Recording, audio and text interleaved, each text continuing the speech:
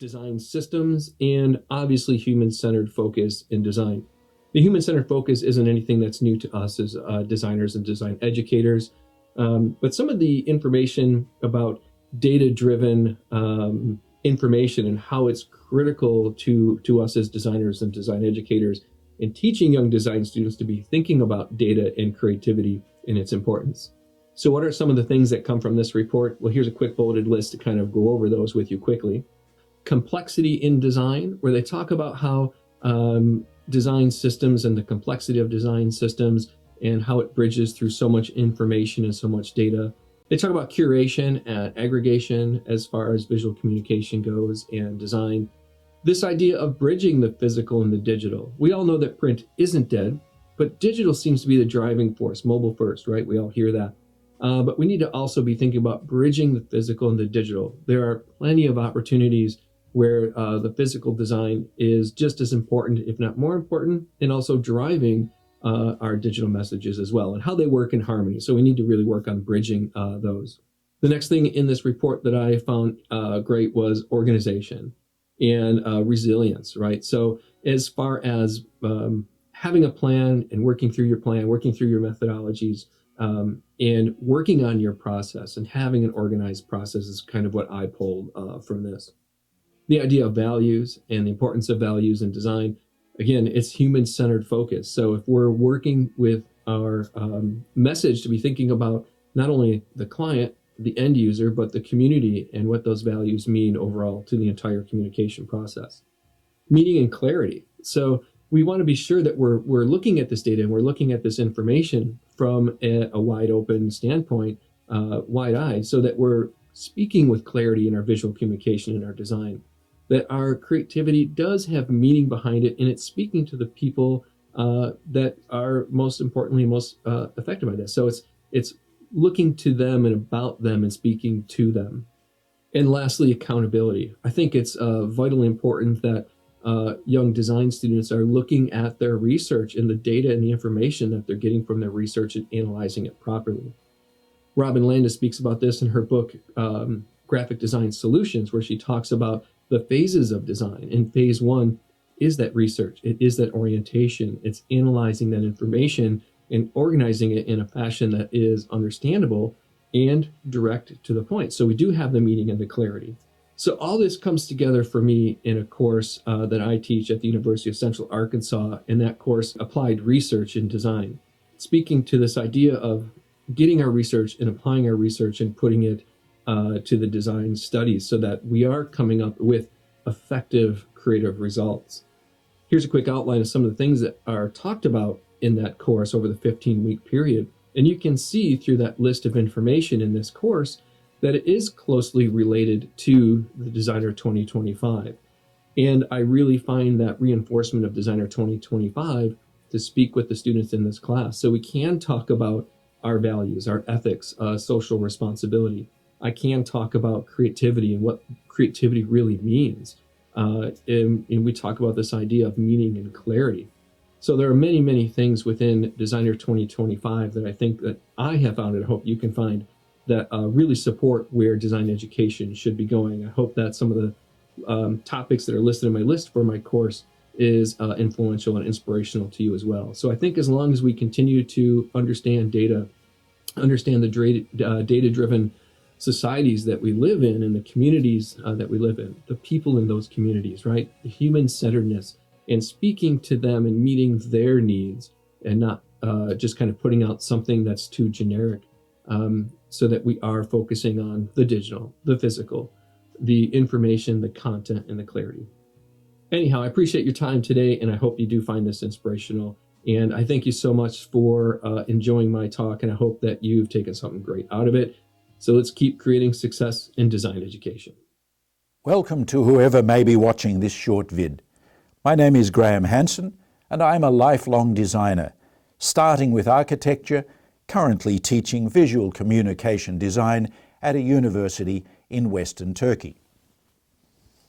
Also practicing as something of an industrial designer with a passion for urban mobility for anyone that understands the design implications. A thanks to the organisers for taking the initiative to develop this forum addressing the challenges facing art and design education, while we still have the chance to save art and design education. It is regretted that my attendance is not personal, but I'm overwhelmed with bureaucratic processes associated with current patent submissions. And there we have it, one of the primary issues facing designers, having to continuously explain something to techno-bureaucrats who may be great in filling out forms, but have no real comprehension of design. One of the challenges facing designers is that everyone is born with an innate sense of design. Therefore, they claim to be a designer when it suits their needs for clothing or decorating a house, and by that logic, then they think they have the right to impose their design sense on the remainder of the public. As designers, we have failed to protect or promote what it means to be a designer. We have not valued the title designer sufficiently. Engineers in particular are prone to making claims about design, despite never having taken one basic lesson in Basic Design 101. Every engineer or techno-bureaucrat claims an understanding of design, simply because there is a mathematical formula or algorithm into which an idea or object can be compartmentalized. Engineers cannot and do not offer successful formulae about how to develop innovation or how to relate to the human condition, but they do make claims about a capacity to design. So what is design without humans? What is design if it is reduced to mathematical formulae? Partly because the world is convinced that engineering and science is somehow superior to social sciences and art or design, the myth is perpetuated by every graduating engineer, but also promoted by the professional bodies of engineers. Whereas science and engineering has improved some quality of life through the industrial age, that same engineering and science is largely responsible for the global problems of the current pollution crisis. Designers have acquiesced to mega pollution of this planet, partly because, like most humans, designers feel the need for gainful employment in order to eat, to live, and have swallowed the engineer's notion that numbers are superior to humans or nature. Also, because designers have not organized themselves into professional entities in the manner of engineers or architects, perhaps bullied into the notion of being inferior to techno-bureaucrats because of a lack of precise mathematical formulae around the imprecise and subjective art of being a designer. As the free-spirited designer that I am, normally I'm quite allergic to bureaucracy, except there is growing evidence suggesting that designers need to form an extensive professional body, setting standards and awarding accreditation along some as yet undefined criteria. Designers must have a knowledge of nature because we are all hot-wired to love nature somehow, and because designers are producing designs for objects and processes that will be used by and enjoyed by humans for humans. There should be a professional body defining such standards. This vid doesn't allow the time to extol further on how such a professional body could be organized. Neither is there time to expand on the education aspects of this. Suffice to say that such education must meet the requirements of graduation, but also should be geared towards the eventuality of accreditation by an appropriate design body.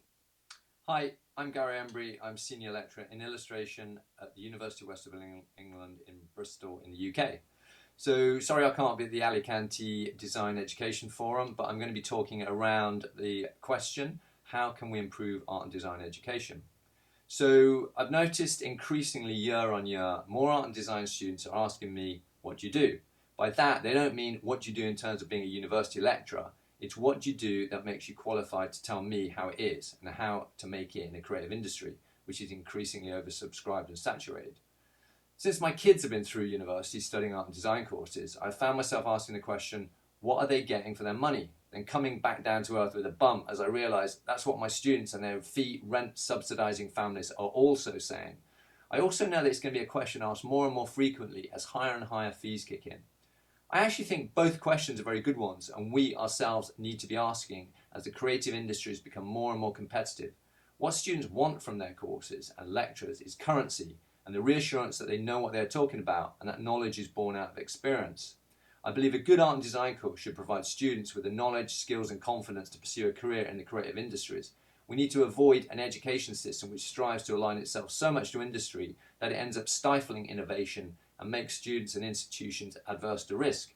University creative industry courses need to inspire industry, not just be inspired by industry, creating work which is pastiched and industry standard.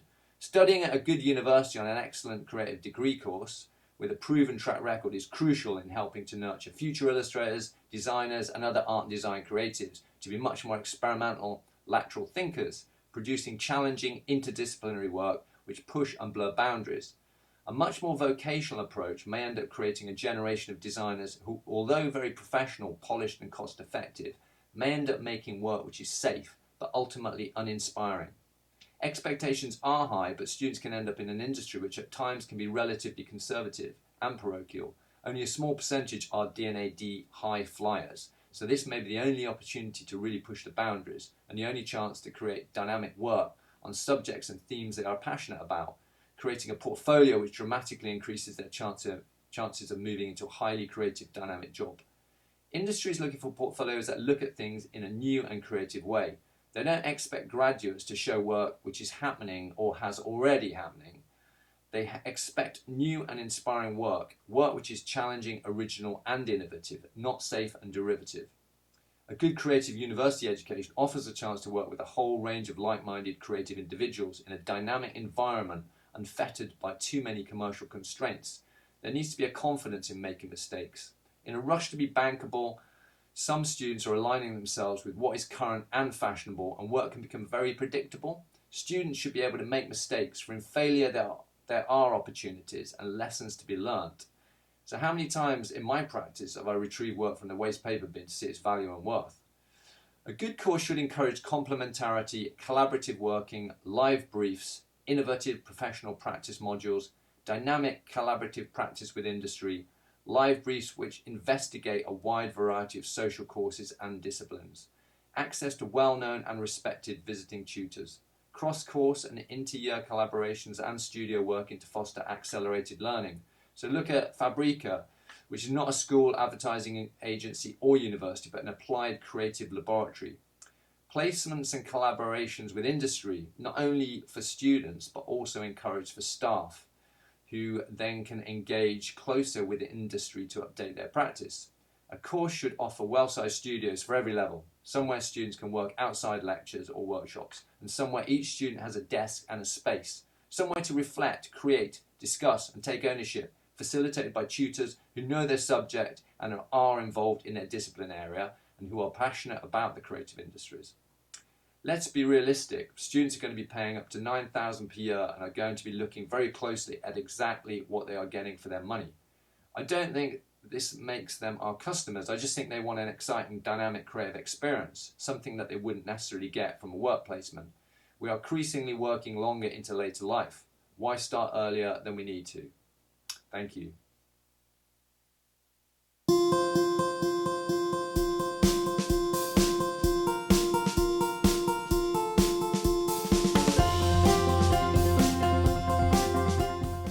Design can do more than we think. It's not just about aesthetics, it affects every area of our lives. It can improve almost any situation, from healthcare to ageing to major global challenges. The Helen Hamlin Centre for Design is based at London's Royal College of Art. We exist for one reason and one reason only: to use design to improve people's lives. And we make design more inclusive of people's needs, perspectives and aspirations. Design for us is the act of creating together. Involve people, stakeholders, business and the wider community in the process, and your outcomes become radically more creative. Our designers, researchers, academics and partners work with government, industry and the third sector to innovate. We run projects, small and large, having completed over 250 engagements with around 140 organisations. We share our creative methods with businesses, third sector and government organisations, and with designers and non-designers, running workshops around inclusive design, design thinking and creative leadership. And we engage in thought leadership through publication, presentation, exhibitions and conferences. We have 3 research spaces: age and diversity, healthcare and social and global. Our projects span a variety of contexts, such as the hospital and home, from redesigning critical hospital equipment and emergency spaces, to looking at later life and improving well-being. We talk about life stage rather than age.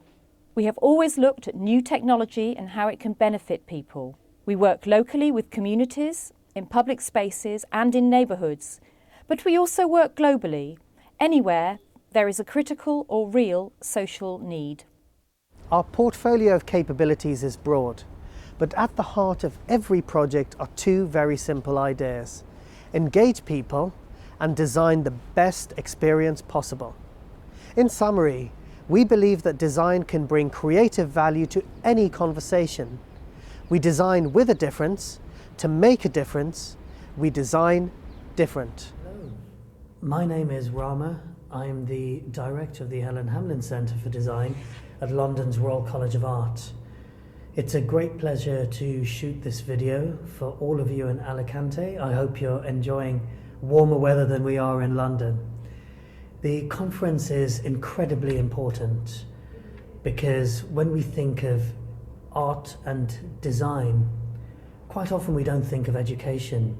And we need to think about education in a couple of different ways. We need to look at the power of practitioner teaching.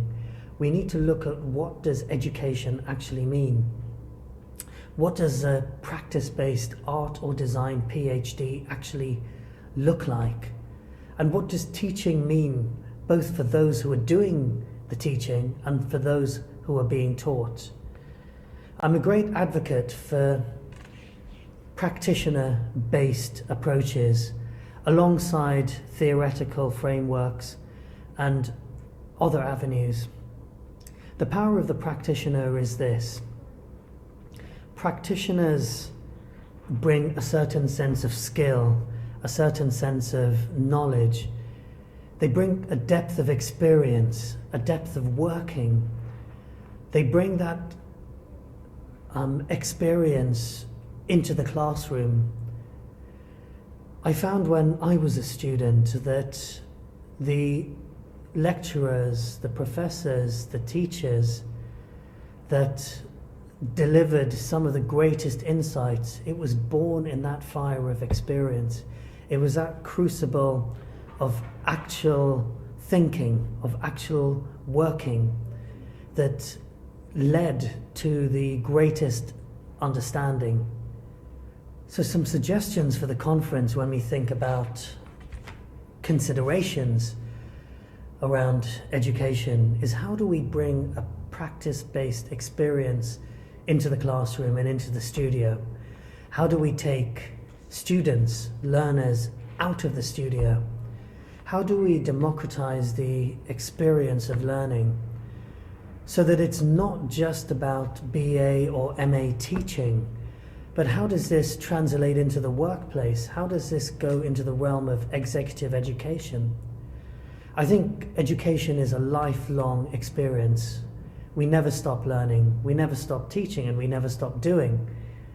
So how can we enable this? How can art and design be on the forefront of these conversations?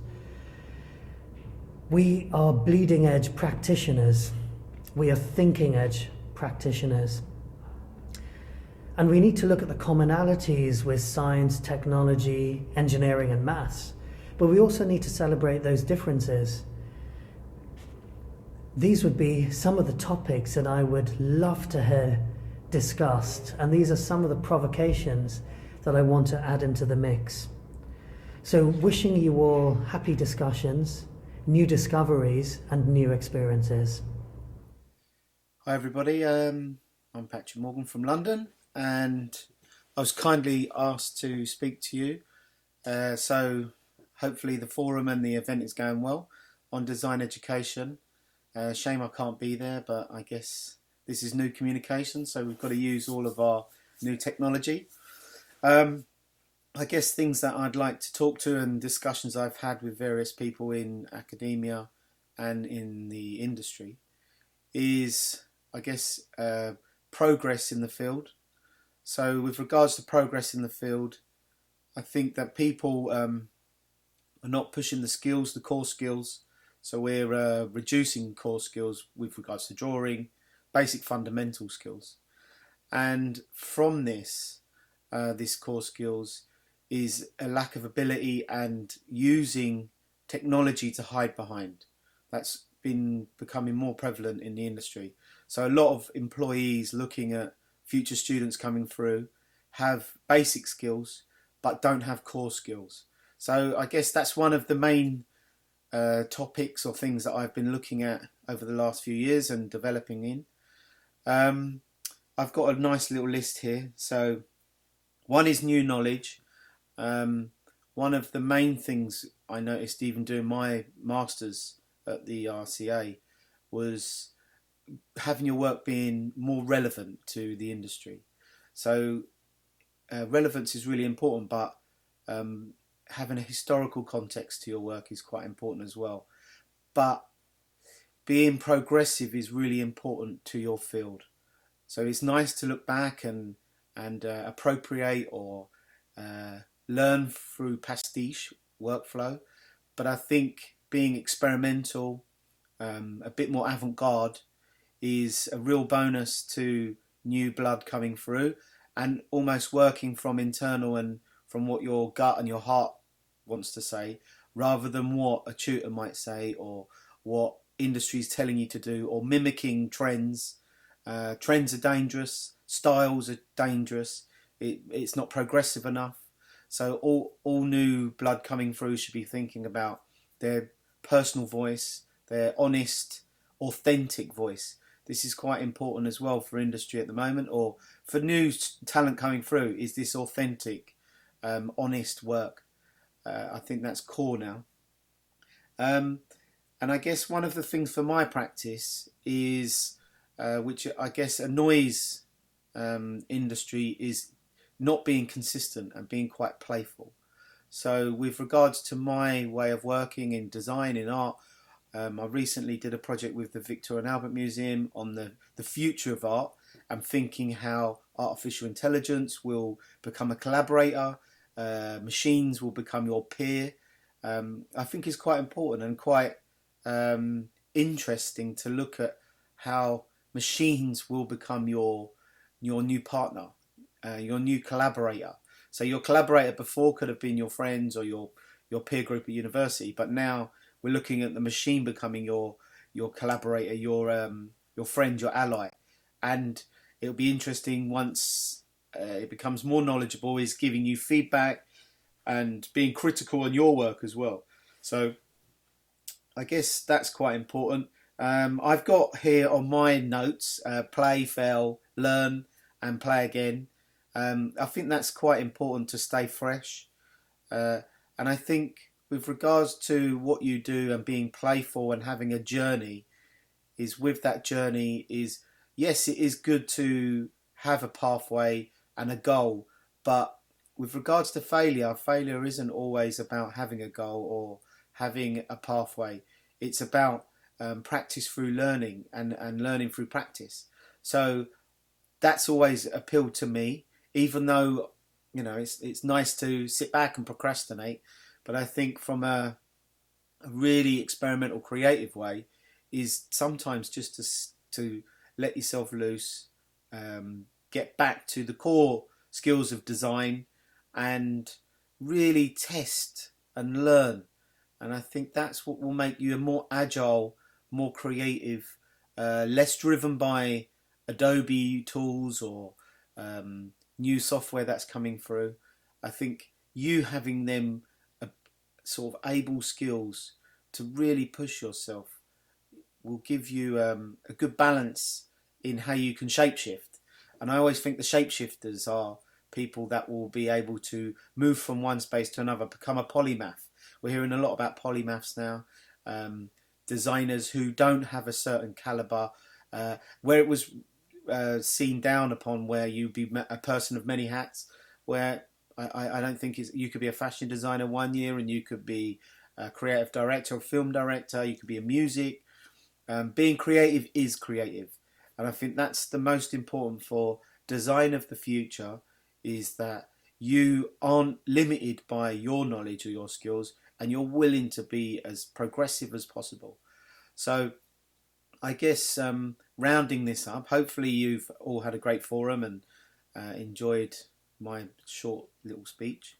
And obviously I'm using the computer, so it's like an Oscar. And I can't be there today.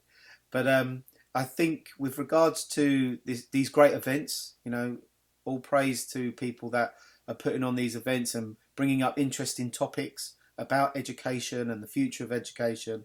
And I think these areas, the education space has to be more agile as well. So hopefully they will listen to the industry, and they'll listen to students, and they will shapeshift. So good luck, enjoy the rest of the forum, and hopefully I'll be with you next year.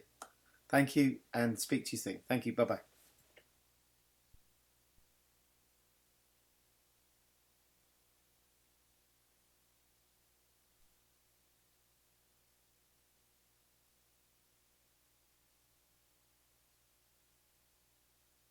Tomorrow.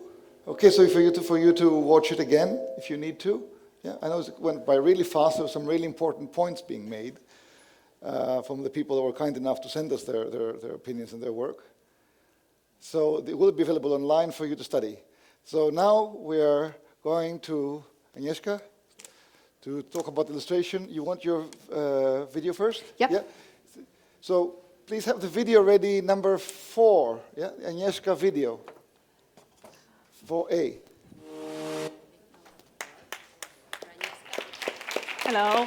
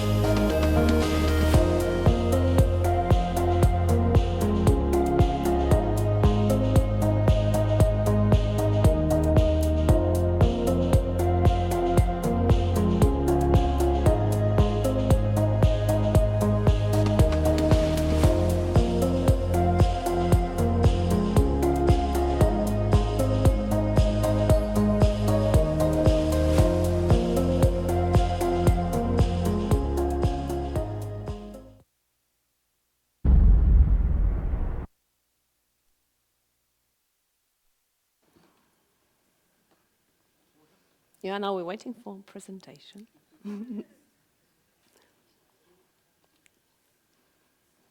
Okay, maybe before we start the presentation, I would like to Thank you very much for coming here, and it's a really great time for me to be here with you. My name is Agnieszka Wlostowska. I came from Poland. I'm architect, interior designer, and a teacher as well. When I was asked about having some presentation for you, first of all, I was thinking about something from real daily life. So that's why I come up with this big question: is it possible to prepare students to be a good designer in the real world, and what does it even mean? But maybe I just introduce myself a little bit in order to speak about the daily problems as an architect have, not only the joy. However, I was very lucky, I'm still lucky girl because I love what I'm doing. I made a lot of different projects. As you can see, there is a variety, the colors, moods, inspiration, and so on and so on. And, but the architect work is not only the great project, the final project, the right material that we put in the end. But first of all, it's working with the real clients, real person, and go deeply with that, their needs, their thoughts, their dreams. It's not so easy to discover it, right? So many times I felt quite a lot. And today, I would like to share one of my story. Okay.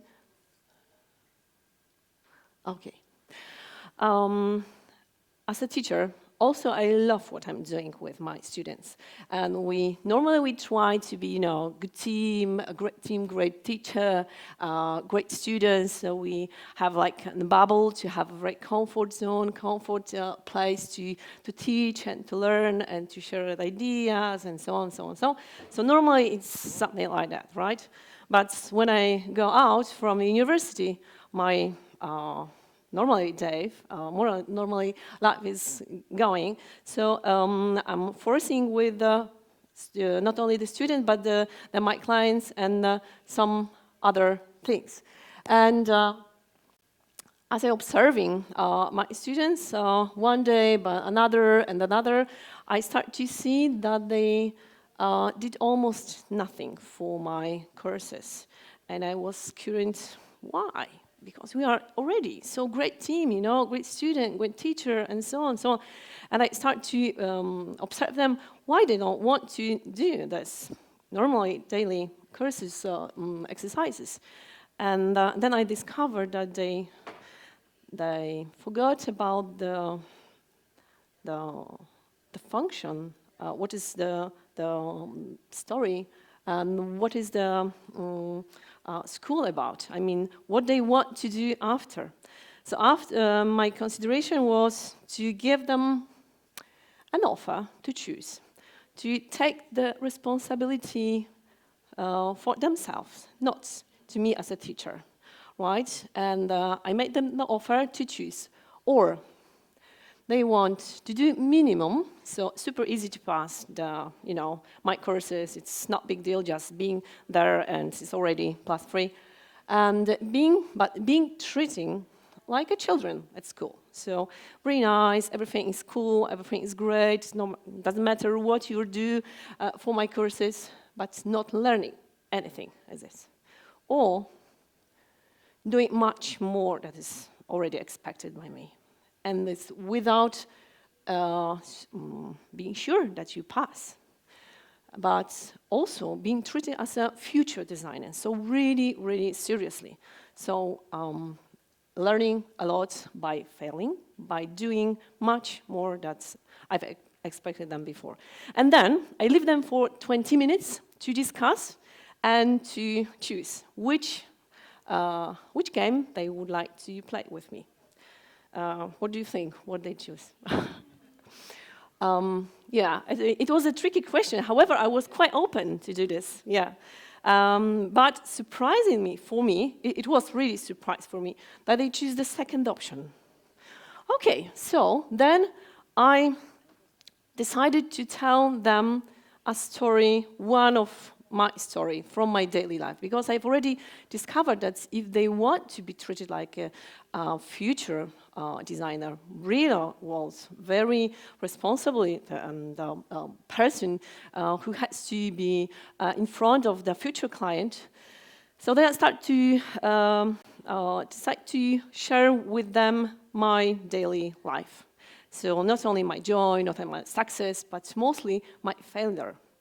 And one of the very interesting, struggling project, but very, very interesting, to make me in another level. It was like one of my clients someday asked me of making the big project for them. It's a really huge house, so quite a lot of money for paying for this project. However, they were talking not only with me, but another interior design as well. And they are quite open, which is not so easy and not so common, to ask me, why should they choose me? And they asked me for this and to make the answer for the next meeting. When I came back home, I was considering, oh my goodness, what should I do? How? I should convince. I've already presented everything, so I'm so great, etc., etc., and they still not convinced. So I decided to ask my colleague, architect, interior designer, what they would do as an answer. Some of them, they told me, oh, just forget about these stupid clients, and there is so not already discovered that it's so great, it doesn't matter to work, and it's not a big deal to work with them. And it wasn't one option, but I was so curious, is there another option? And I started to look in the internet or another person asking, and I found some question, how client can checking us as an interior designer, as a designer, maybe it's the same. And then I want to share with this with my students in order to show them what is the real outside. It's not only about the drawing, about the passing the courses and exams, but about the whole these points. There's also much more, but some of them I would like to show you and talk about. I've already, in the beginning, I found 11 about the portfolio, experience, education, presentation, scope of work, etc., etc. But mostly I still was looking for something else. It's like technical skills, right? A lot of different things that you can do by yourself, but still might lacking something that the client still not choose you. So in the beginning, there is point 0, why are you doing this? I'm starting to thinking maybe it's the most important aspect, most important question, why you're doing this. So I participate every year in many different workshops, not only about interior design, architecture, but about anything else as well. I'm really hope to do as many different things as possible in order to learn, still learn. So once I met the great teachers who showed the presentation of Simon Sinek, Start from Why. And he explained very shortly that usually we start off explaining ourselves what we are doing, how we are doing, and maybe if the time is, we explain why we are doing this.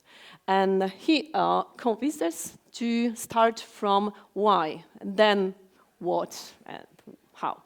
So the first question, even if it's not asked of our client, is why you are doing this, why you are so passionate about it, what is it so important for you to do this job, to be an interior designer, to be a designer, and just to be a creative. Why do you want to work with people day by day? Because you're already spending their money, right? Not yours, in the interior design projects. If you already can answer it for you, then there is some other quite interesting information that our clients in Poland, I'm not sure that is another country, but Poland is in Poland, so we have this kind of situation, that the people are looking at us and by our portfolio. So make sure the basic portfolio, the portfolio is the basic thing, and you can find as many things as it's possible, but not only the visualization, but also the sketches and the photos from the implementation.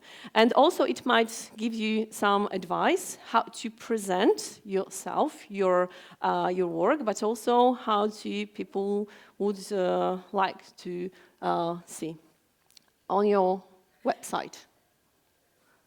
Oh, no. Okay. Another very important thing is experience. Okay, so it's much easier to get the job when you already have a lot of projects already done, and you know, severals and etc. etc. So how we can start if we don't have an experience? How to present? But still, it's important to present your real experience. If you don't have a lot of projects already done, it doesn't care. You are much, if you're honest, it's much more important for the clients, even if you would like to present you as a successful interior design already.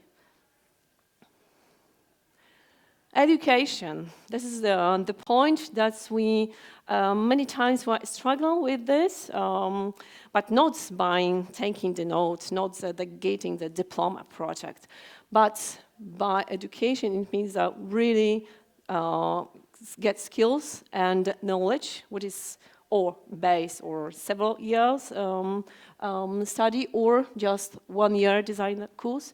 Or we have also some kind of online 2-3 weeks design school, something like that. And after also you might be a designer. However, for the clients, it is a crucial thing because they are going to spend their money for making some design, making some furniture, making some house, etc. So it's better to have a better education, better knowledge in order not to fail and not to lose their money, right? Oh. So something about the presentation as well. High quality of sketches, computer visualization is very important in the presentation. It's the point of view of the client. Is it the same from our point of view? It depends, right?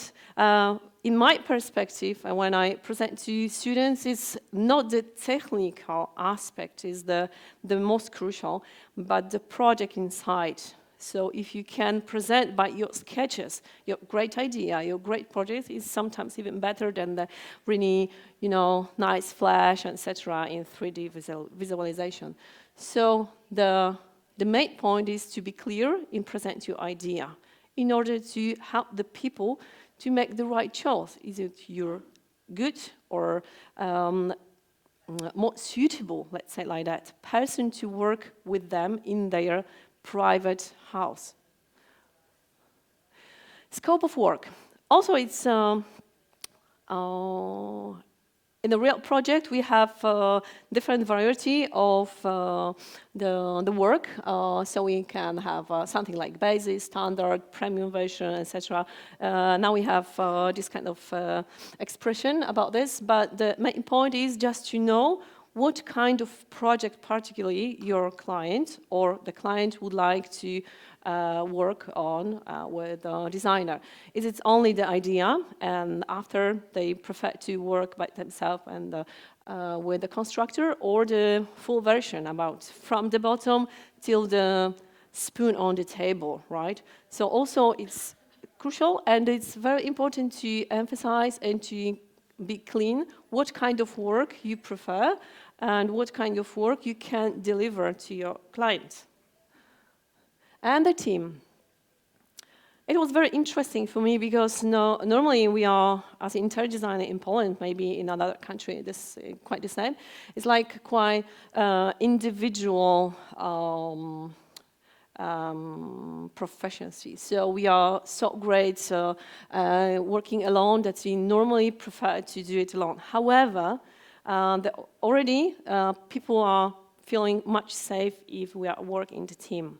So what does it mean for the students? How I explain to this?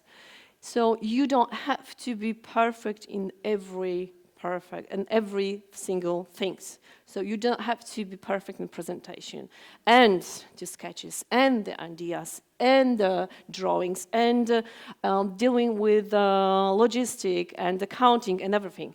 If you have a team, you can divide your skills and you'll be still great. And even for the clients, it's much safer to work with the team in order to one person. Why? Because of the flu, for example, right? Agreement. This is something what every time brings me interesting confrontation, let's say like that. In the beginning, we are only thinking about the great work, great design, etc., etc. And I was the same. But now, the people are looking for a good contract and a good agreement. So if they see that the architect, interior design, doesn't prefer to sign an agreement, it doesn't mean that there's something wrong, right? And why? Because normally the signing the contract protects to both sides, right?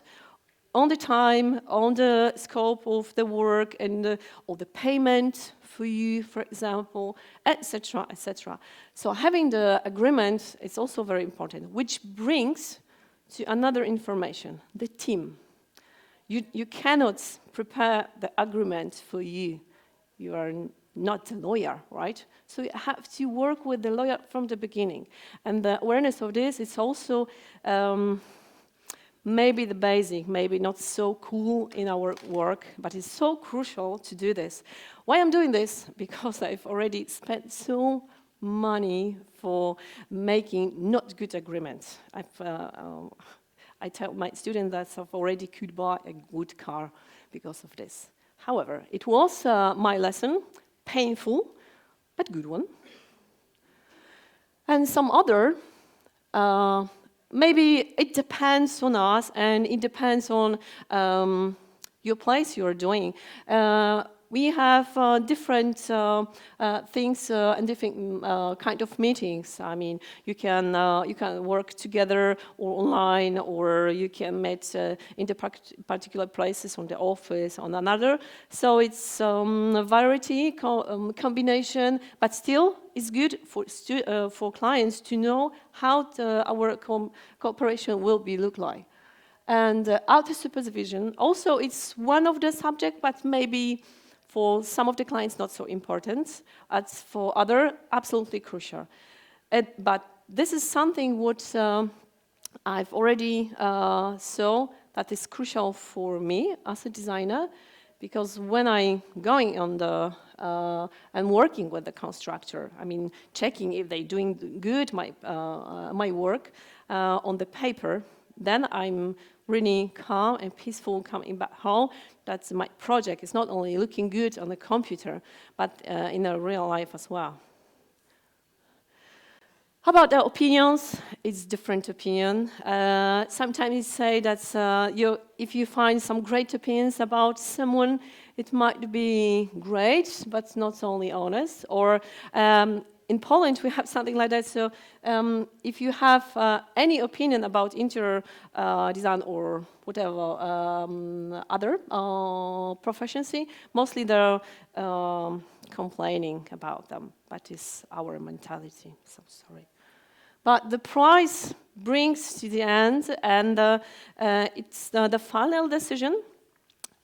This is only the example, but I would like to show you the variety and the really, really big difference between the first one, the lowest one offer, and the highest. It's something like explanation about what does it mean when someone offers you by meter square €7, and what does it mean if someone offers you €70 per meter square for the project.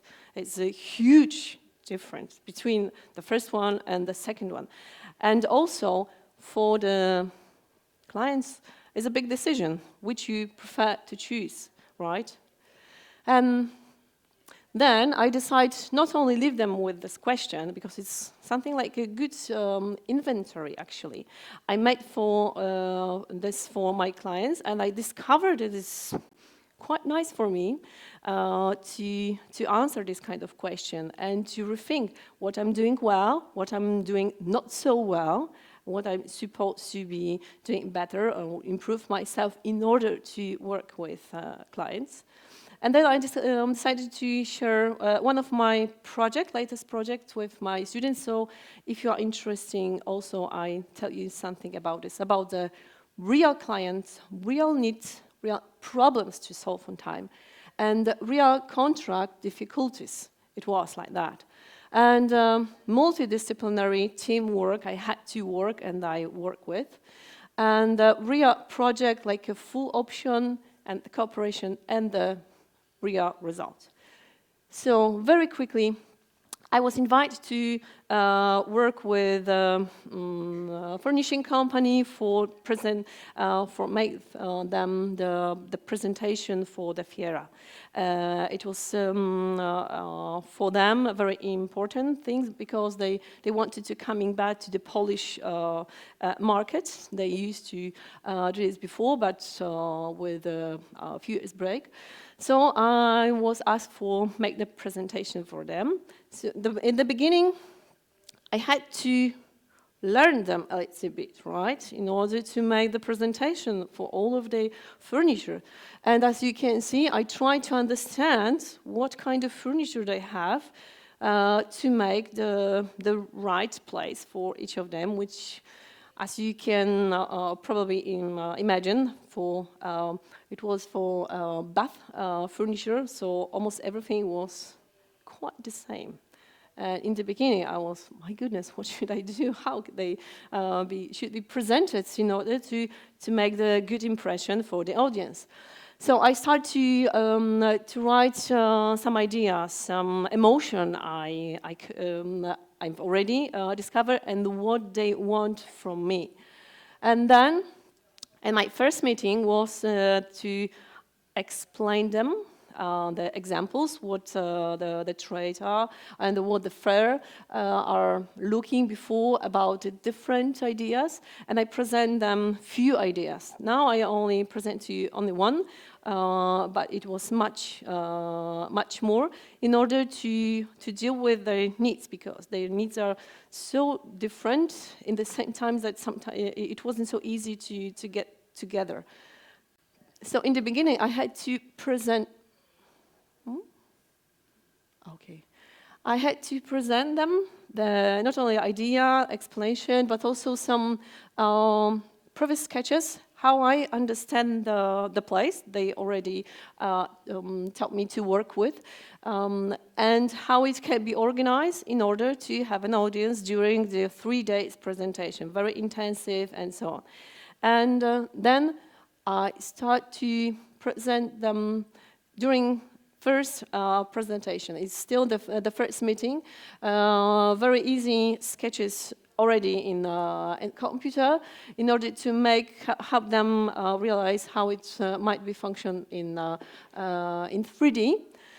And then I discovered that they want to see something more. Okay. Again. Yeah, I want to see something more as well. Okay, again. Oh, yeah, great. So it was some of my first impression about their needs, that they want to have something very modern, etc. So also I present a very crazy project, but they were so afraid of the second one that they prefer to work with the, let's say, more calm and more safe. And during our first meeting, I discovered that they may be not so sure what they want to have. And oh my goodness, what is it? It's my responsibility to tell them what they want, or it should be like a discussion or exchange. So I try to show them another examples, how the other companies, how the other designers are running with with this kind of event. In the next presentation, we already start to make some details. But one thing was happened there, which is very important, I think, also for you. It was the second presentation. The time was very, very tiny. I mean, from the beginning to the end, it was only 3 months, not only for making the project, but for build all the things, to buy everything, to create everything, and to have the Fiera in the beginning of October. So it already passed. And during the second presentation, I still didn't have a signed contract with them. Yeah, so I was a teacher and I was doing this kind of things. And then we start to work with the contract. But what happens?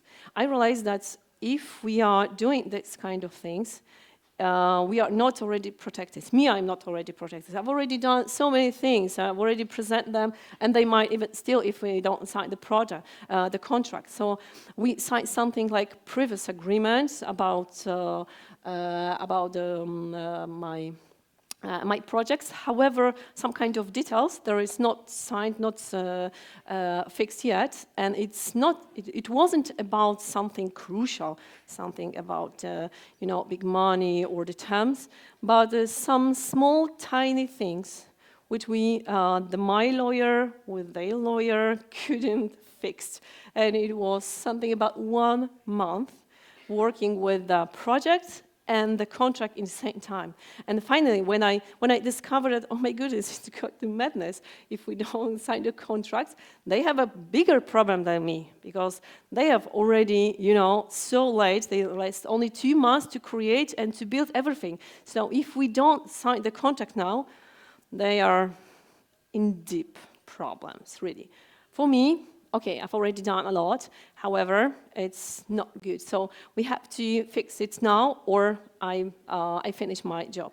And I really decided to make a phone for the owner and ask her about what is generally the problem about our contracts. Is everything is already settled, and why we are still looking for some stupid details? Do you know what was the stupid details? Who is going to pay for the hotel? Really? And how is going to pay for my car to go to proper way? It was so stupid details, and the lawyers couldn't cope with this. So we are starting, okay, we have to come back to the source. Why we are doing this? Not how, not what, but why we are doing this. Why I'm doing and why are decided to work with me. Then, as you probably know, it's in 1 minute that everything was solved. So then we can go further, much faster, and so on. So the next step, it was to meet and Max with another graphic designer, actually, because in my contract, what is also might be very important, then they won't force me to do the graphic design. But I cannot do this. I'm not good at it at all. I can create the 3D space, but not 2D. So I started to collaborate with the professional who made, even if it was so excellent, but also to make the big difference in the details sometimes of the photos, and also to make the examples in one-to-one. There's only few photos I would like to show you here, because there's much more we want. We're working on this project, but the next step was much more crucial and much more interesting for me. I was obliged also to, for me it was quite obvious, but after I discovered that this wasn't so obvious for them, that I will participate in the montage time. It took almost 1 week. I was there for 3 days, working with the guys you're looking, you can see there, to watch every steps and on my project if it's well done or something that might to be changed in order to, new circumstances we didn't prepare before. And the final result, as already the photos from the photographer, is already was doing during the Fiera. So you and another person might see how it looks like in the end. So from the beginning till the end. So thank you very much for your patience, and I would like to kindly ask you to exchange your thoughts of ideas, or maybe some questions, or maybe even some suggestions for me and for my students. I'm really open to talk with you. Thank you.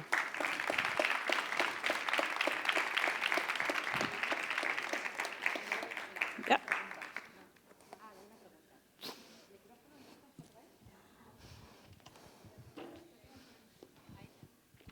¿Alguna pregunta?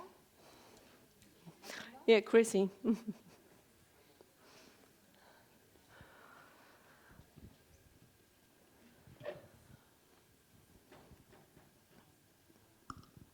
Thank you so much, Agnes. That was brilliant.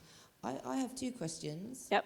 The first one is, we spoke before, and you talked about your video, and you said that you use upcycled materials to make your furniture.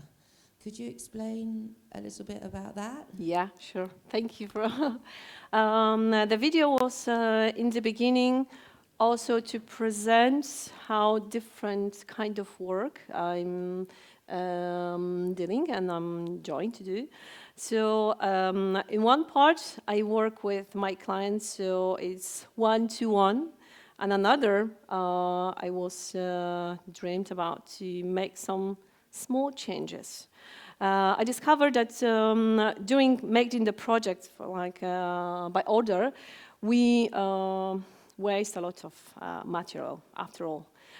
So a lot of metals, a lot of furniture, wood, etc., etc. And every time I was thinking what they are going to do with this waste, right? And I was thinking many days about this. And finally, I come up with idea to do something with this. And I decided to make my own furniture based on upcycled material. However, upcycled, if I didn't want to do one project by another and another, but also to deal with this some kind of like total concept design. So I start working with this waste. I've already found in the manufacturer I collaborate with. So they told me, okay, so you can dig in our garbage and what you can find is yours. Yeah. Feel free. So I discovered there's really a lot of different materials and how I can combine this in order to make something nice and beautiful for being useful after. And because I thought that it might be also interesting idea for my students, I invite some of my students to work with me on this project.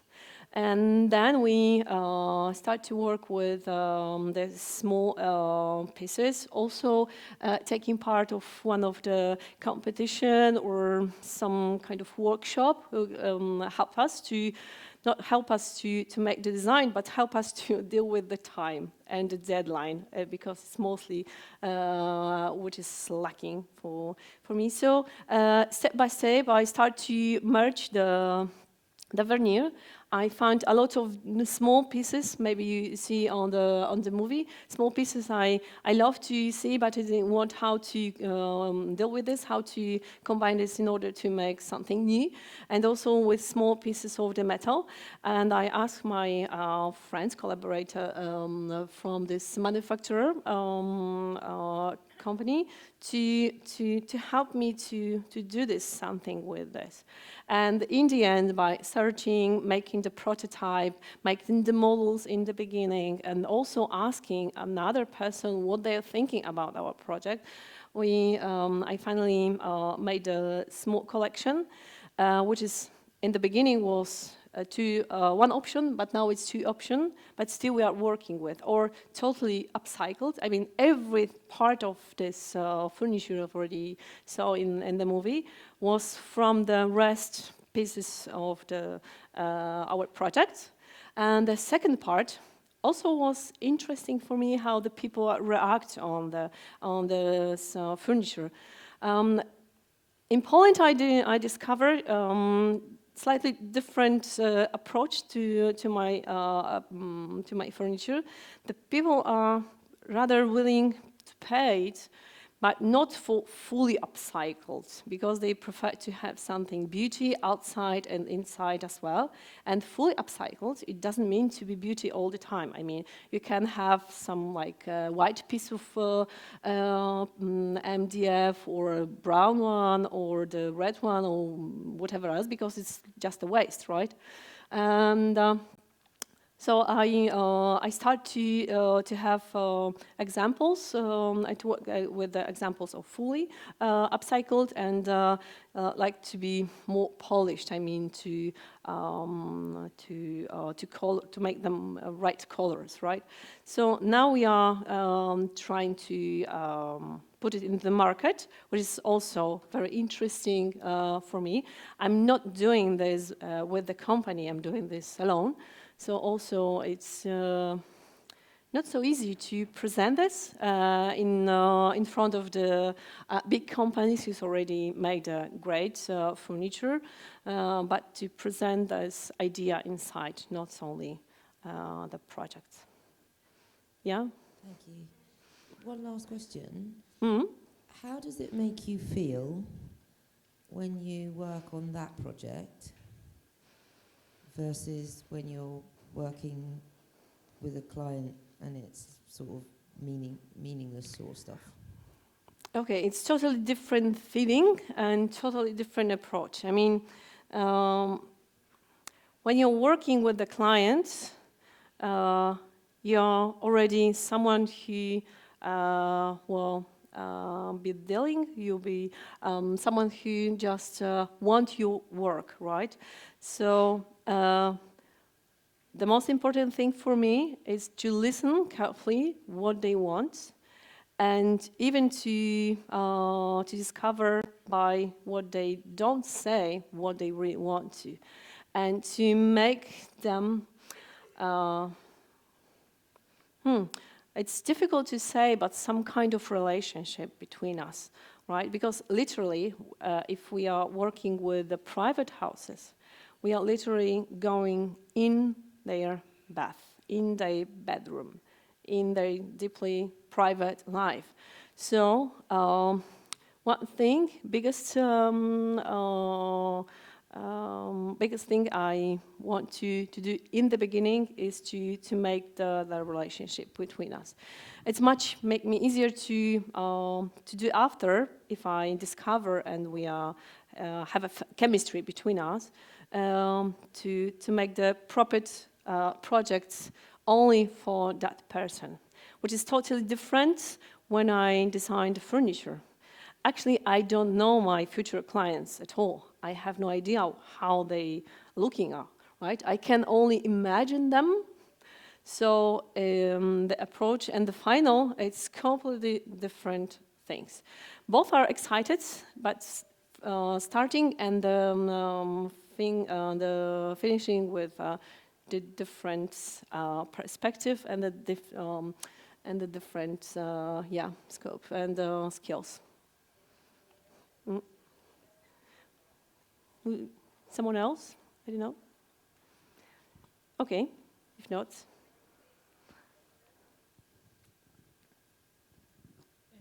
How do you manage the time of develop a project with students comparing with the real life? Because as you probably know, it's quite different and it's not so easy. Can you please tell us about this? Yeah, good question. I'm overworked. I'm totally honest with you, right?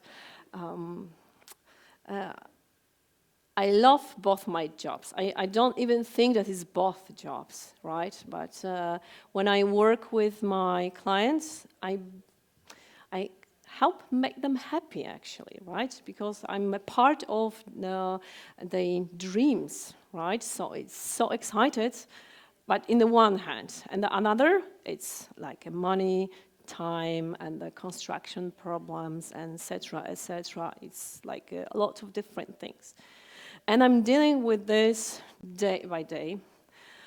It's not so easy to compare and to combine all of the things, but when I'm the teacher almost 10 years, and when I decided to be a teacher, because when I was in my education journey, I obtained a lot of, and I met a lot of great teachers who brings me different way of thinking, sometimes up and down with my ideas and my values, and then when I decided to give it back to another, and by even giving a tough love I've obtained once. What does it mean, tough love, in our life? I was given tough love, one of the Erasmus project exchange, actually. I was forced to work with French professors who didn't want to talk with me because my French was terrible. So I decided, my goodness, what should I do, and how I should convince him to convince with me. So I start to work by models, sketches, etc., because it's international language, right? And then, in the end of the semester, he told me, it was my strategy for you. Because normally students are already well prepared to speak and to think and to feel good, etc., etc. And I wanted you to push you out of the comfort zone. So I want to do the same with my students. So I made them also the tough love when they are too lazy, too great students. If we are too great team, we just push the boundaries and go for another. However, it's not so easy. So I'm trying to balance, but yeah, I'm overworked.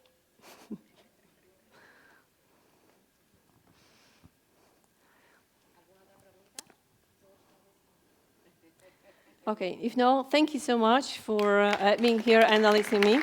And okay, thank you. Okay.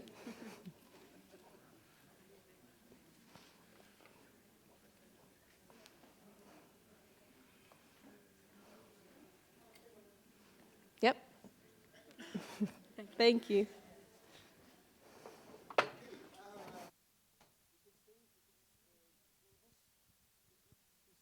Oh. Is Chrissy? Chrissy Levette, is she here? Oh, yeah, yeah. She's there. Yeah.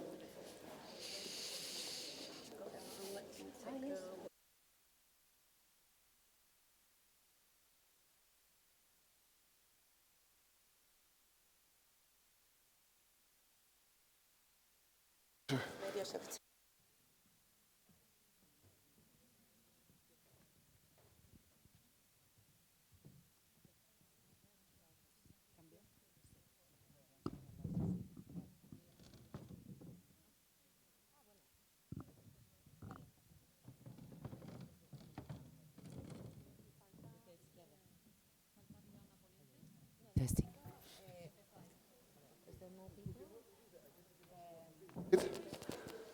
Possibly, yeah, brilliant, brilliant, brilliant. And then we have. But I think that, yeah.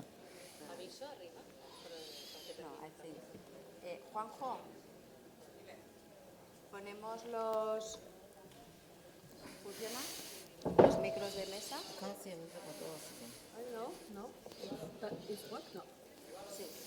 Hello. Hola, hola. Hola, hola. I'm good with technology. Is that okay? Hola. Hola. I think, maybe. Maybe we can share. This one's working. Yeah, that one's working. That one is live. Yeah. This one is not working. Testing, testing. For now. Okay. Okay. Well, that was fantastic. Let me get the mic. Are you going to translate? Who's translating? They are translating, but we need to speak one at a time. We have to be considerate with them, so we need to speak one at the time, and slowly, please. Okay. I want to share the question of how could we improve our education and design through improving people's lives, or what can we do as teachers and professionals to help our students become conscious of how being a better person helps being a better world. Who wants to answer that? Or it's not a question, it's like more a reflection.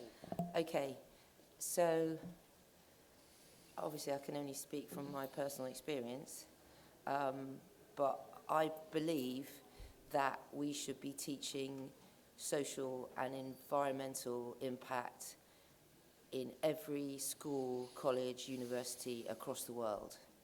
This isn't a side issue.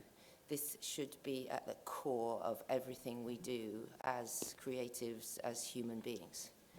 That's what I believe. So I have a very single-minded approach to what I believe, and that is, in order to save humanity and our planet, this should be at the core of everything that we teach. Simple. I do But agree. I can't agree. You know, yeah, yeah. Bring on the revolution. Also, from my perspective, the honesty with yourself in every stage you are, it's crucial. So if you are today, I think you're getting feedback. Yeah. Maybe just use that. Okay, yeah? All right, great. So if you are today are struggling with some, I don't know, maybe difficulties in your sketches, in your ideas or whatever, it's totally okay, right? And it's not the big deal, and it doesn't have to be your best project in the next courses. This is what I'm trying to say in my students, because our clients want to have a contact in the real person, not the rights, the best designer in the world, etc., etc. Because if not, they have a connection that real life and can understand you, or I have the same problems like you, or maybe a little bit different, but I can understand you. It's much more important for them. So, to be honest, and even if someone makes ugly project for me, I'm super happy actually, because they already do something with this, not the best sketches and the well presented and everything. So step by step, something like doing this, yeah. But how do you put the upscaling into your teaching? The upscaling of your one hat that you wear as an architect. Mm-hmm. And as a designer, how do you incorporate that into the teaching? Okay, so maybe as an architect, I say something about architecture. For me now, I'm concentrate in interior designer, because I can hear, I can feel, and I can have much faster results and the contact with the people. So that's why I'm interior designer. What doesn't mean, of course, that the architect has something bad. Absolutely not. We are doing with this. However, how I scale, me personally, I'm absolutely convinced to learn day by day, and not from internet. Mm-hmm. Absolutely. Not only from internet, but by meeting the people, going around, going with the workshop, doing the another things that even I don't know how to do the next project, but okay, I don't care today. I might learn something new. And in the same things, I would like to share with my students. But scaling also, but failing. Mm-hmm. yeah, that is, yeah. Brilliant, brilliant. Talking about not knowing how to do things, we didn't know how to do this forum, but we've made it. So I want you to give a big round of applause to everybody, all the volunteers. Un fuerte aplauso, por favor, para todos los voluntarios y todos los profesores que han hecho que este foro sea posible. Yeah. Yes.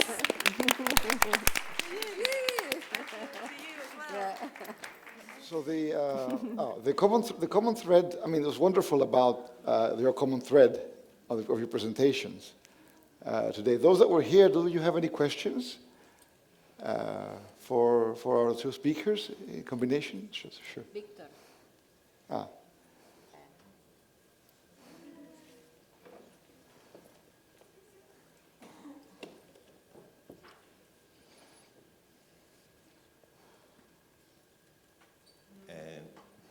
Sí, hola. I never speak in English. Sorry, my English is very bad. I tried.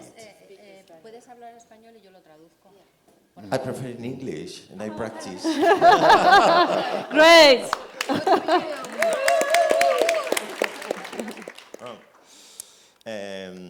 I liked a current of design in the 90s that is critic and speculative design, that I think builds the better future and not the possible future. What do you think about that design, architect, graphic design, product design, near that the students know that, because they have an amazing responsibility to build a preferable future. I explain? The question is... You need to make it a bit more specific. The question is, if you need that, it's important that they know that their responsibility, like a designers, to build a better future. As designers, for students, if you think they are aware. Okay. Today. Yeah, sure. So,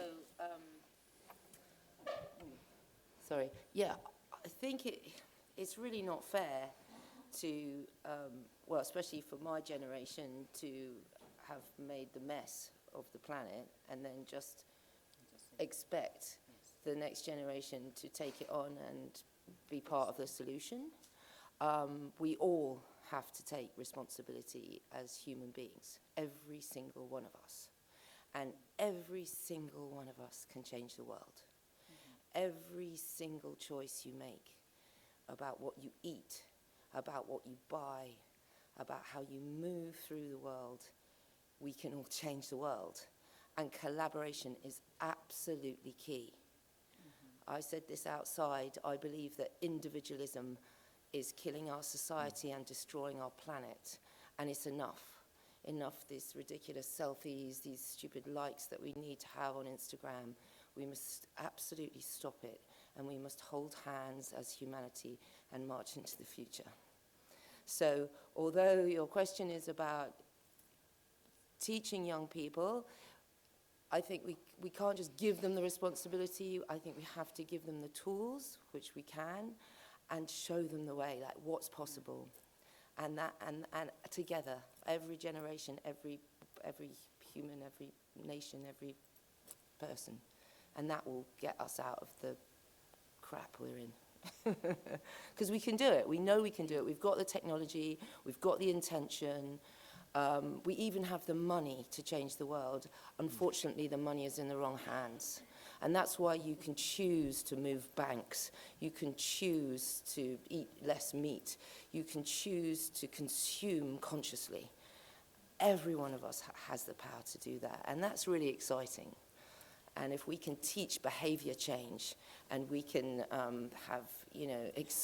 be excited about the hope that is possible for us as humanity, then that's the way, I think, to empower young people, is to give them hope. And have fun as well, and be mischievous, cause trouble. Definitely. Sorry, I went on a bit of a rant. Over to you. I just add that leading by example is the key. You know, if you want them to do something, you do it yourself. If you want them to have passion, then have passion yourself. Or if you want to do, you know, be conscious yourself. I think that's the key. Sorry. Yeah, I just couldn't agree more, actually. In my perspective as a teacher, and in my perspective as an interior designer day by day, honestly, when I go to university, I have big ideas I would like to share, and so on. So when I come to my clients and see that I'm not so aware today of this kind of things, it makes me a little bit sad in this moment. However, if I getting a step back and see, okay, maybe they also have need a time to consider. I mean, about our clients, other people. Also, it's okay. Right, so I don't have to be the best no waste designer today, but I can make the difference day by day by changing not only the consciousness of my clients, but first of all of my own, and also the students. I don't want to convince anybody of this, and everybody has his own right? And what do you want to do? Just go for it. If you are doing wrong now, it's okay. It's totally okay, because this is your path now. This is your, for example, stage in your evolution or your life today. And it's also totally okay, right? So I don't want to give a special advice. Yeah. Just to add to your question, I think we need to show students that design comes from values and ideas, not from visuals. I think that we are having a huge problem today in the professional world and in the professional agencies, that we are seeing a lot of design that's pure surface glitters, pure patterns, no ideas behind. Unless design comes from values, and unless we look at those values, we must start from the values that the design will represent. So in a sense, design is the last stage of a longer process, of a longer, more complicated, more collaborative process. And that's what we need to teach our students. Okay. Yeah. If there's any other question, then we can have a break and then sort of continue with the rest of the, small break. And ¿Alguna otra pregunta? Porque así cambiamos de mesa. ¿No? Que se acaba para siempre, ¿eh? It's okay. Venga, pues un aplauso, por favor.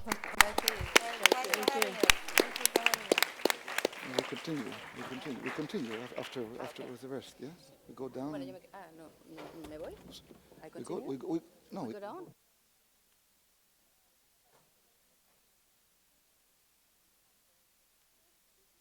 Continue, straight. Okay. So we need one more chair, or? No. All together, or just because the program was Alex and Yahoin. Okay, sure. Okay. Alex and Yahoin, yeah.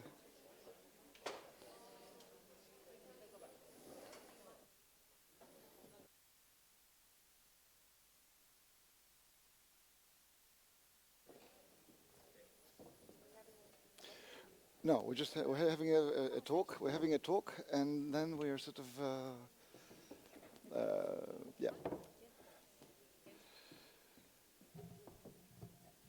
What we want to know, we would like to know, because many of us who haven't been able to go to your workshops, we would like to know, something exciting about them, or any shares, any thoughts you can share with us.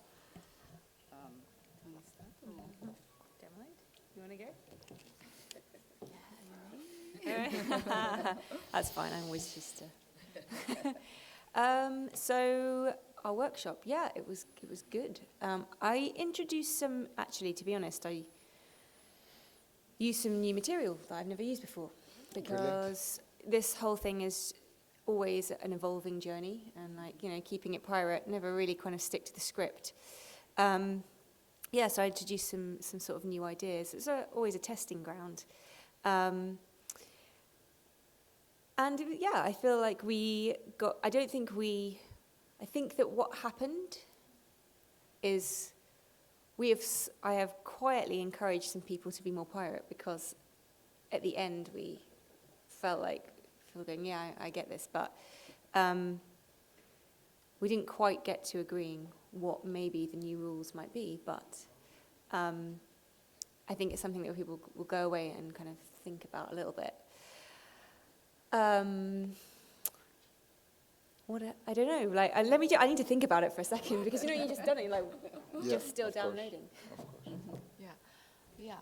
So I have just finished the workshop that I really appreciate for Alicante Design Education Forum to provide me the opportunity to conduct the workshop. It's such a privilege as a graphic design educator to share what I have been doing. You may know my background that I was very interested in being a calligrapher, but I had to study computer science.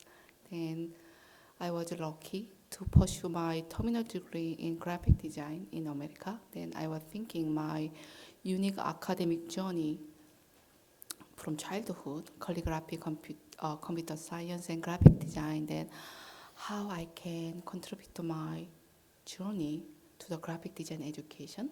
That when I read about the opportunity that Alicante Design Education Forum looking for the presentation and workshop, that I thought, oh, I'm a right person to apply this opportunity. Thank you again. And I was very happy to share my typography research to the student here. That also I provide tutorials that even I will not be here because I have to go back to America, but my tutorials and my sample code would be a good seed to plant and keep growing here. If you have any question, feel free to email me. So if you Google my email, Google my name, you will get my contact information. Thank you. My brain's like kicked into gear again. You need a second. Yeah. There you go. So yeah, I guess for an overview of anyone who didn't come, what did we talk about? We talked about power. The main point about power being, if you don't know where it is or what it is in yourself and in the situations you find yourself in, you don't ever know how to challenge it. And so you've got to start to interrogate the power dynamics that you find yourself in, whether it's the things that make you feel powerful, but also the spaces you're in, and how you contribute to power dynamics. So that's always a key starting point for doing any kind of rule breaking or good trouble. We talked about beliefs and values and how they form the basis of a pirate code. So a pirate code is about principles that allow you to use your judgment when the situation changes, rather than just having a list of instructions that make you really passive, which a lot of our guidelines and things that we have in our organizations and businesses are that, and they make us switch off as human beings when we should be alert and awake to what's going on around us. And we talked about the stuff that gets in our way, that stops us from challenging power, and why rule breaking is actually a responsibility. It's about disobedience should be taught as a way to keep other people safe, because the most kind of catastrophic outcomes in human history are a result of following rules, not breaking them. So it's worth bearing in mind.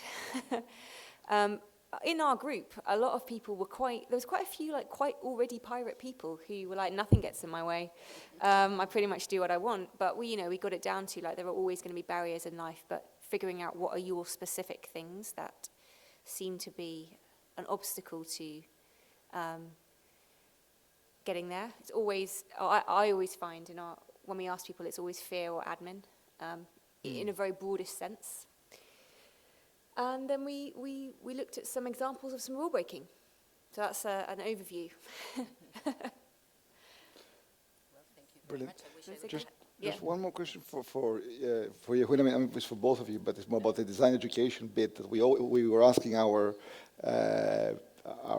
speakers yesterday about the one thing that you're doing or that you want to do to take it one step further. I know that you're sort of actually the code and calligraphy is a fantastic combination, and processing is fantastic possibilities, and we're already using it in many visual communication departments. But from your a more general overview from value systems, could you any contribution to how we can improve what we're already doing? Improving the design education. It's not. I think it's not an easy question. Just seriously, that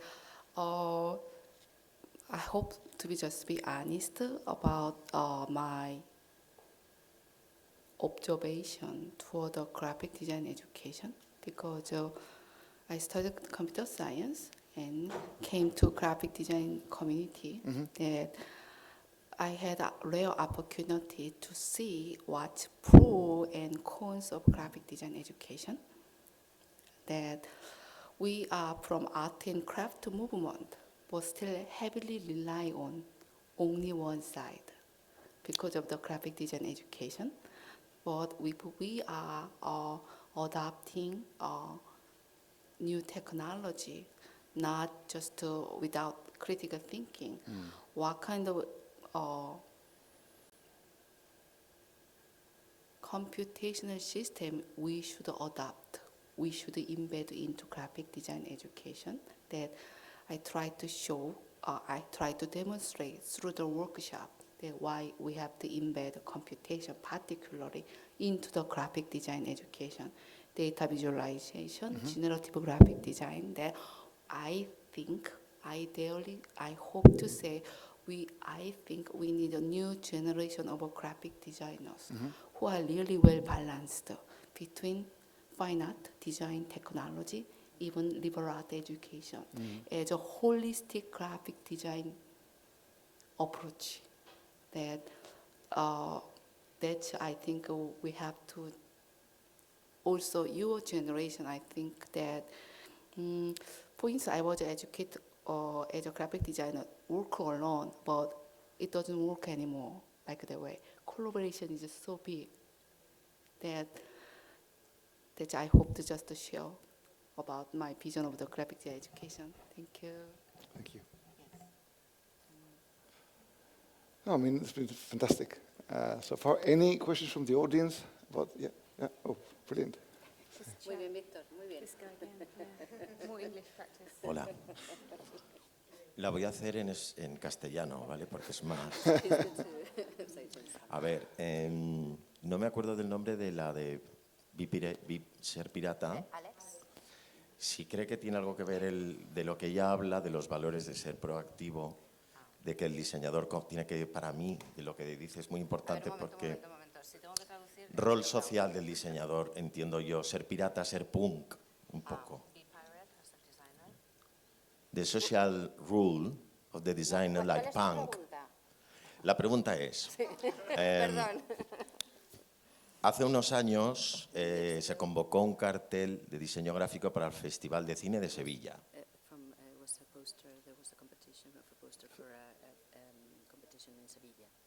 Ganó una artista que se llama María Cañas.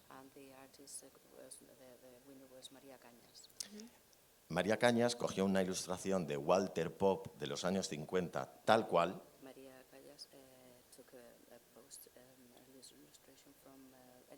¿De quién? Walter Popp, Walter Popp, ilustrador americano de los años 50. La acusaron de plagio, toda la comunidad de diseñadores. Pero ella trabaja el apropiacionismo cultural. How do you say that? Apropiacionismo cultural.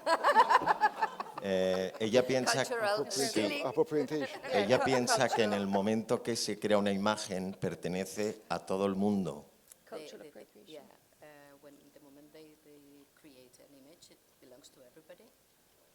Y hubo un gran conflicto entre gente que pensaba que era plagio y gente que opina que no es plagio. Entonces, la pregunta es, este ejemplo, ellos a sus alumnos, ¿qué punto de vista les darían? What point of view would you give your students about, this particular issue? Well, sorry for that, yeah, but I think it's very interesting in the conflict. Sorry, you're talking about plagiarism in general as an act, yeah? What? You're talking about plagiarism as an act. You're talking about plagiarism as an act. Yeah. But what? Sorry, just to clarify, was the plagiarism intentional? Did the one who Totally copied? intentional. Totally intentional. Yeah. So in this case, it was an intentional plagiarism. Sí, y ella no because, nombra ni referencia en ningún momento. Because there's accidental plagiarism. Sometimes there's subconscious or accidental plagiarism. No, So it was intentional plagiarism. Okay, Yes. Okay. Now we have a question. Okay. And without knowing the exact scenario other than what you've described, I can say that it comes down to what your values are. Like, what are you trying to do here, and why does that matter? So, stealing somebody else's work and not giving them credit for it, does that feel good as a value to uphold? If it doesn't, don't do it. Like, I would never, if you are stealing a piece, a piece of public kind of something that's in the public domain to use to repurpose, to make a point that is useful and has a good conversational point to underpin a value that you really believe in, then go for it, I would say, and suffer the consequences. I mean, that's basically what Sam did by taking his book and putting it into the hands of, Ryan Gosling and Bill Gates and whatever. And I think the point is that they don't care because they don't need any more money or any publicity or anything, and it's not going to affect their lives in a bad way, but it's going to, promote the book a little bit. And that is a selfish means, but it was, also to prove a point about taking a little bit of a bolder risk. So actually on the point of this, next year, Sam and I we are writing a small book to capture all the kind of case studies and stories that have come out of Be More Pirate. And my intention is to write the introduction saying I am actively going to steal ideas and weave them into this book, not just from the people who are giving them willingly, but from lots of other books that I've read this year.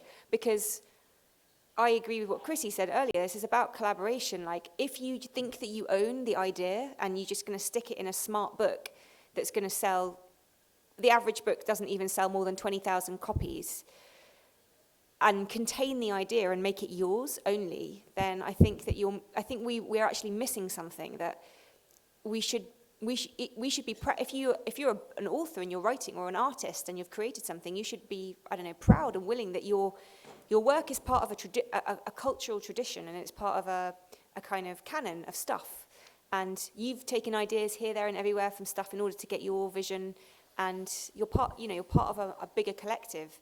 And it helps people to, join the dots when they can see how it connects to other work. So I definitely underpin it with what your belief or your value is, and whether you think it's a good thing. But steal. Thank you. An idea worth spreading, just like TED. An idea. Yeah, an idea. Yeah. Who said that?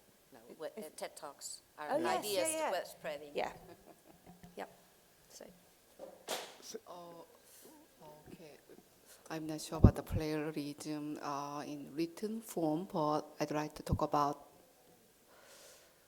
copyright issue possibly in computer code, that when I teach computer code to graphic design majors, that it's the same that, for instance, when I was in computer science, I was not educated how I have to credit someone's images in design, because computer science world, they know how to do Photoshop, Illustrate, InDesign, seriously.